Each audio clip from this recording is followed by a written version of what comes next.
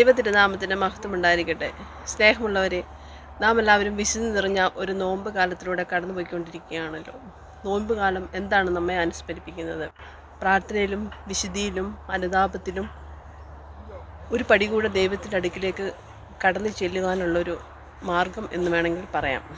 നമ്മുടെ അനുദിന ജീവിതത്തിലുണ്ടാകുന്ന തിരക്കുകൾക്കിടയിലും നമുക്ക് എത്ര സമയം ദൈവത്തിന് വേണ്ടി കൊടുക്കാൻ കഴിയും എന്നുള്ളത് നാം ഓരോരുത്തരും ചിന്തിക്കേണ്ടതാണ്.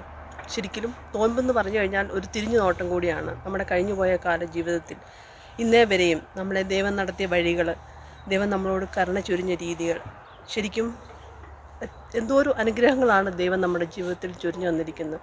അതിനെങ്കിലും നമ്മൾ ഒരു നിമിഷമെങ്കിലും അതിന് ഓർത്ത് ദൈവത്തിനോട് നന്ദി പറയുന്നവരായി തീരുന്നുണ്ടോ? അത് നമ്മൾ സ്വയം ആത്മവിചിന്തനം ചെയ്യേണ്ട കാലഘട്ടമാണ്.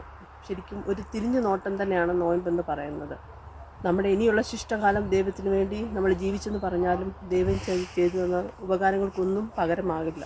നോമ്പ് കാലത്തിൻ്റെ ആദ്യത്തെ ആഴ്ച നമ്മൾ വായിച്ചു കേൾക്കുന്ന വചനഭാഗം കാനാവിലെ കല്യാണ നാളിലെ വെള്ളം വീഞ്ഞാക്കിയ സംഭവമാണ്. ഇതിൽ നിന്നും എന്താണ് നമ്മൾ അർത്ഥമാക്കേണ്ടത്? ഈശോ പറഞ്ഞത് ഒഴിഞ്ഞ കൽഭരണികളിൽ വെള്ളം നിറയ്ക്കാനാണ്. ശൂന്യമായ കൽഭരണികൾ, അതെന്താണ് അർത്ഥമാക്കുന്നത്?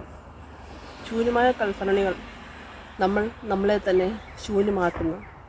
ശരിക്കും പറഞ്ഞു കഴിഞ്ഞാൽ ശൂന്യവൽക്കരണത്തിൻ്റെ എളിമപ്പെടുത്തലിൻ്റെ കാലഘട്ടം കൂടിയാണ് നോയമ്പ് കാലം എന്ന് പറയുന്നത്.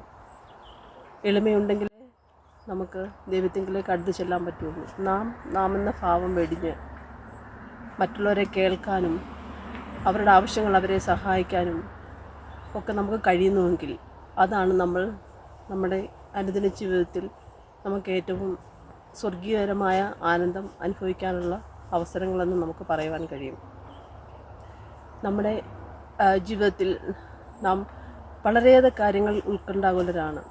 ഈശോയ്ക്ക് വേണ്ടി നാം കൊടുക്കുന്ന സമയം, നമുക്ക് കിട്ടുന്ന 24 മണിക്കൂർ, അതിൽ എത്ര സമയം നമ്മൾ ദൈവത്തിന് വേണ്ടി കൊടുക്കും എന്നുള്ളത് നമ്മൾ ആത്മപരിശോധന ചെയ്യേണ്ട ഒരു സമയം കൂടിയാണിത്. ഇന്നേ നിമിഷം വരെ ദൈവം നമ്മുടെ ജീവിതത്തിൽ ചൊരിഞ്ഞു വന്ന എല്ലാ അനുഗ്രഹങ്ങൾക്കും ഓർത്തെപ്പോഴും നമ്മൾ നന്ദിയുള്ളവരായി തീരണം.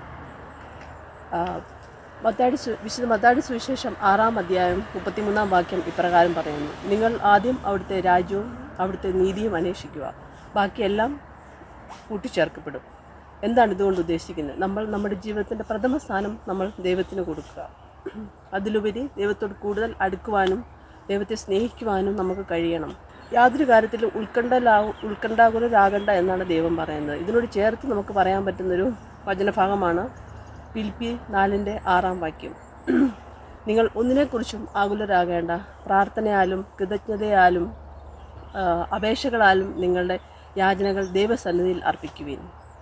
അങ്ങനെ നമുക്ക് ഈ ഒരു നോയമ്പ് കാലം നമ്മുടെ എല്ലാ കാര്യങ്ങളിലും ദൈവിക ചിന്തയുള്ളവരായി, മറ്റുള്ളവരെ ദൈവത്തിലേക്ക് അടുപ്പിക്കുന്നവരായി, ദൈവത്തിന് കൂടുതൽ സമയം കൊടുക്കുന്നവരായി, നമ്മൾ വിശുദ്ധിയുടെ പാതയിലേക്ക് നടന്നെടുക്കുന്ന രീതിയിലുള്ളൊരു നോമ്പ് കാലമായിരിക്കണം നമ്മളെല്ലാവരും അനുഷ്ഠിക്കേണ്ടത്. അതിനുവേണ്ടി ദൈവം തമ്പുരാൻ നമ്മളെല്ലാവരെയും സമൃദ്ധമായി അനുഗ്രഹിക്കട്ടെ എന്ന് പ്രാർത്ഥിച്ചുകൊണ്ടും നമ്മളെല്ലാവരെയും ഈശോയുടെ തിരുഹൃദയത്തിലേക്കും മാതാവിൻ്റെ വിമല ഹൃദയത്തിലേക്കും സമർപ്പിച്ചുകൊണ്ട് ഞാൻ നിർത്തുന്നു. നന്ദി. യേശുവേ കനിയൂ,